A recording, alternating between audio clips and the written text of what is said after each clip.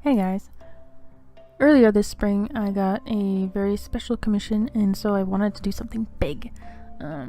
Well, I mean, it's not huge, but it's much bigger than my normal tendencies. So I ended up just buying a large sheet of paper and then cut it down to something that seemed reasonable. And because I knew that this was going to take a long time, I decided to take an old canvas that I just have hanging around on my wall, not doing anything, and I taped it to it. So that way I have kind of a sturdy background in case I want to put it away for a while or hide it somewhere. Then I can just hang it on the wall and keep it out of the way.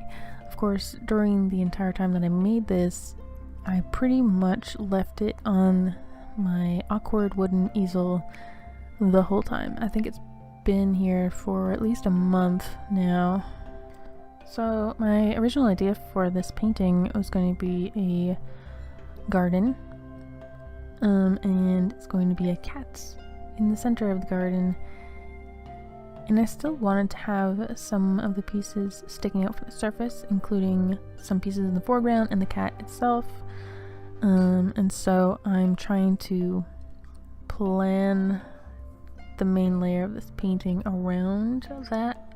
The tricky part about doing the pieces that stick out is that once I finish the main layer, I have a tendency to feel done, and then I realize that there's still lots of pieces to do that I'm supposed to attach, and it's kind of like being at the end of a work day and you have 5 minutes left and then your boss tells you that you have to stay an extra hour. It's like, I don't want to keep working on it, but no idea.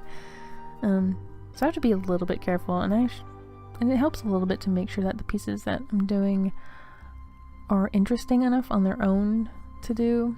I find that I tend to make a lot fewer additional pieces in the end just because I want it to be finished, and I don't want to prolong it any longer.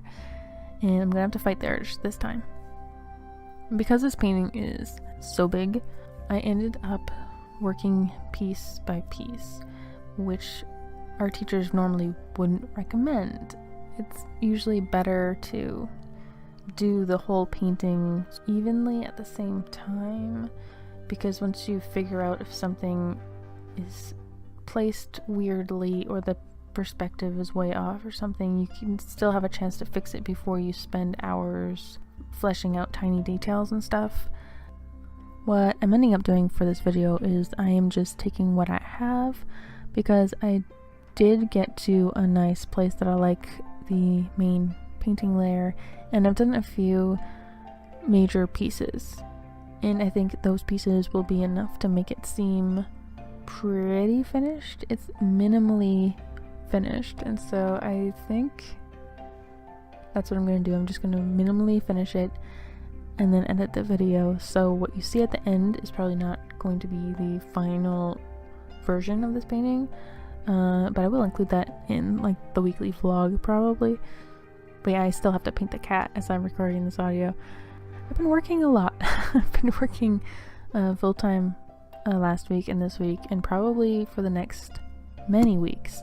So I haven't really been vlogging much. I haven't been doing 2 art videos a week consistently lately, because I just haven't had enough time to do it. And I think what a lot of it comes down to is discipline. I could get a considerable amount done if I come home immediately from work, let someone else do household chores and cooking and stuff, and then work until 8 or 9 o'clock or something like that at my desk, and then maybe just give myself like an hour break at the end of the day and then go to bed. Like, I think that is a thing that I could do. It's definitely possible. I don't really want to do that because it sounds exhausting. This morning I was very tired because that's kind of what I did yesterday. Yeah, there hasn't been enough of downtime in the past couple of days. So I totally understand what's going on lately when they're talking about people who make YouTube videos have been having mental health issues lately, and it's weird because I don't really have the same amount of pressure to finish. I don't have to finish my video tonight if I don't want to. I don't think anyone would notice or mind. But I think I can do my plan. I'm pretty sure I can get this finished. Oh man, so in the back of this painting I did the final tree, and by that time I was getting so tired of painting green things. And so I decided to do the tree in the back purple. Because there's a lot of other details in the painting. The flowers are all purple. This just happened. This just happens to be how it was in real life. This is an actual garden that really exists. And most of the flowers just happen to be purple. And so I thought that purple would be a pretty safe color to use as an unusual color. There are lots of trees that are purple. I have one. And it would maintain cohesiveness in the painting if I did that. And so I'm really glad that I did. The only problem though is that it sort of creates this sectioned look where the colors are fighting for position, and it takes away a lot of realism in the painting. I don't personally mind that. I think it looks okay. I kind of really like it. But if you're trying to go for something realistic and you want something to recede into the background or pop out in the foreground, you'll want to actually pay more attention to that and maybe not do what I just did. I think my favorite part of this painting that I did was actually the pots in the foreground. I was kind of excited about painting those. I also hid a bunch of random objects that are in the garden itself. I put the chair there and some planters, the pile of pots, some random little pieces. There's going to be a little bit more later on after I actually finish the painting. Because the paintings I like to do, I like to make it more than just a photograph. I want it to tell more of a story. I want it to encompass a lot more experience, I guess. And it's extra fun because it gives me a little bit more artistic freedom to do fun things and hide stuff and do silly things with color, maybe mess up the perspective or the scale a little bit.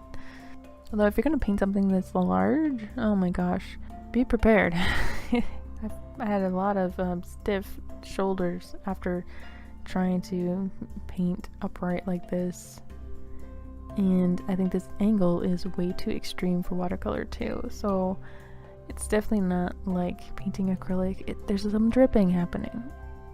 You gotta be careful. Painting a watercolor painting upright like this is not fun. I wouldn't recommend that.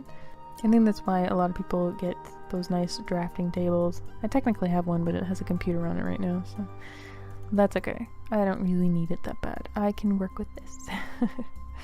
Anyway, I hope you enjoyed this huge watercolor painting, and I will see you next time.